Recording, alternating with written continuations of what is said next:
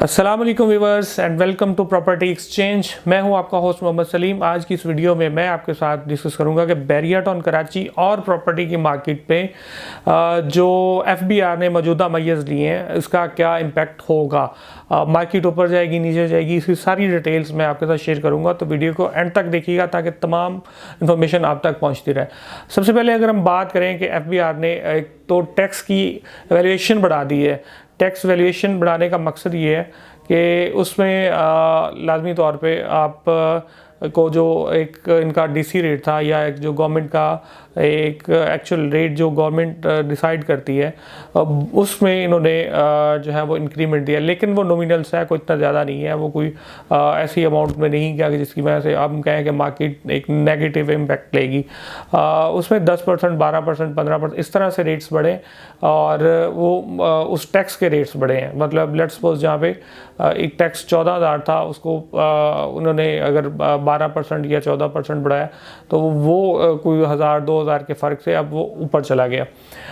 बाकी अगर मैं बात करता हूँ दूसरा जो थोड़ा सा एक गवर्नमेंट का एक एग्रेशन नज़र आ रहा है कि वो इस वक्त इस मूड में है कि वो ब्लैक मनी या जो एक नॉन डॉक्यूमेंटेड इकॉनमी है वो जितने उन्होंने लिवरेज दी थी शायद आगे जाके गवर्नमेंट उसको रोल बैक कर ले। उसकी एग्जांपल मैं अगर आपको देता हूँ तो टैक्स एमनेस्टी जो है ये एक इतनी बड़ी एक गवर्नमेंट की एक लिवरेज थी जो नॉन डॉक्यूमेंटेड इकॉनमी के लिए कि वो अपने आप को डॉक्यूमेंटेड कर ले, लेकिन इसका भी लोगों ने नाजायज़ फ़ायदा उठाया और इसमें जो है अनएथिकल मामलात हुए। जिस मकसद के लिए गवर्नमेंट ने दिए उसमें उनको एम्प्लॉयमेंट मिली और इन्फ्लेशन गया, टैक्स की कलेक्शन ज़्यादा हुई, लेकिन जो पैसा है वो लोग शायद मतलब सुधरना नहीं चाहते। तो अभी गवर्नमेंट शायद ये सोच रही है कि हम हो सकता है टैक्स एमनेस्टी गवर्नमेंट इसको रोल बैक कर ले।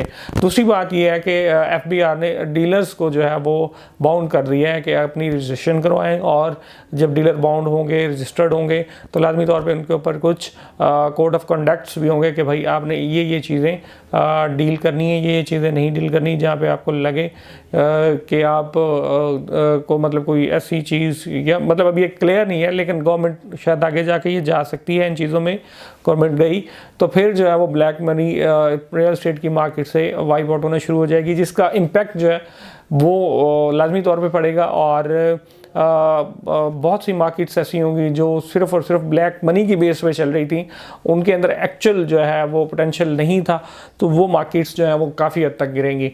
लेकिन अगर हम बात करते हैं बैरिया टाउन कराची की या बैरिया टाउन कराची के अलावा बड़े प्रोजेक्ट्स की, तो उसमें बैरिया टाउन कराची का आपको एक एज नज़र ये आता है कि यहाँ पे अभी ये इनिशियल डेवलपमेंट के स्टेजेस में है और कराची जैसे सिटी के अंदर इतना well design well manage infrastructure देना उस पे इसका इम्पैक्ट तो आएगा, लेकिन इतना नहीं आएगा जितना दूसरी मार्केट्स के ऊपर जाएगा।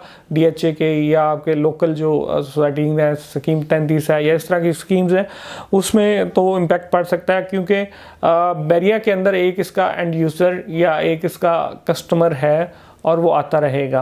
राइट नो इसका जो इमिडिएटली जो इफ़ेक्ट होगा वो ये होगा कि मार्केट थोड़ी देर के लिए रुक सकती है और रुकने के बाद जो रेट्स जो हैं वो डे बाय डे इंक्रीमेंट चल रहा है तो वो अभी थोड़ा सा उसकी पेस में स्लो हो सकती है।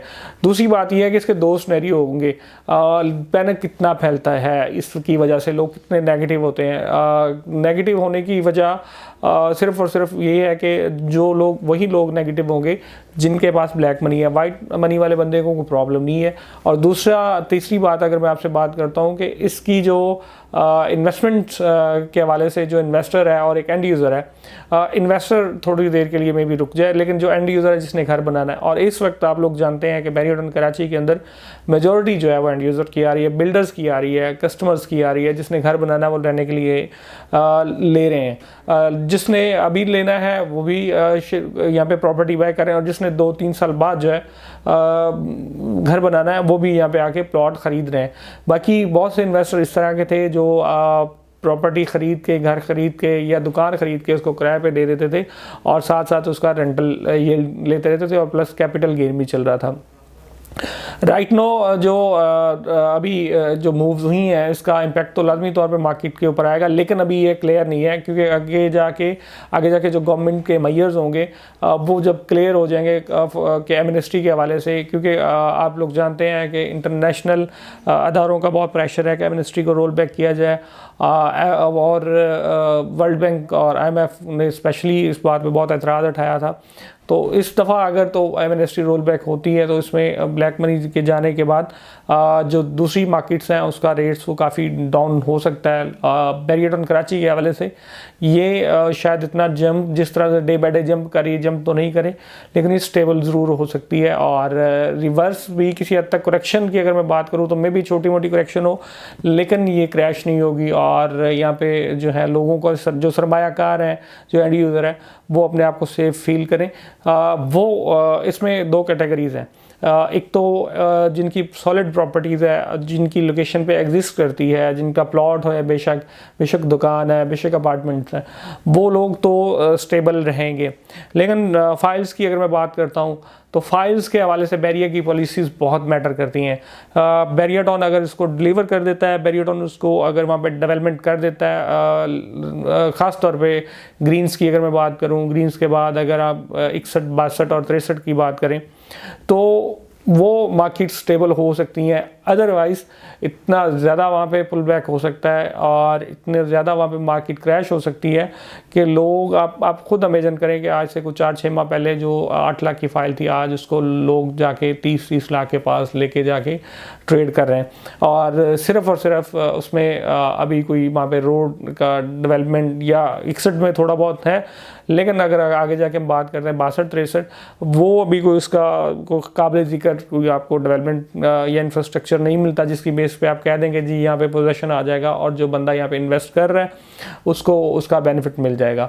बाकी बैरियटॉन कराची के हवाले से अगर आपने किसी भी किस्म की कोई भी इंफॉर्मेशन लेनी है, आपको यहाँ पे कोई इन्वेस्टमेंट करना है, घर लेना है, प्लॉट लेना है, दुकान लेनी है या फ्लैट लेना है, आप हमारी सेल्स की टीम को कॉल कर सकते हैं। स्क्रीन पे दिए गए नंबर्स पे कॉल करें, व्हाट्सअप करें। इसी के साथ अपने होस्ट मोहम्मद सलीम को इजाज़त दें।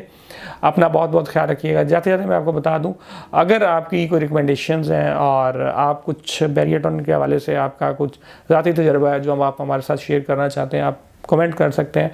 अपने होस्ट मोहम्मद सलीम को इजाज़त दें। अल्लाह हाफिज़।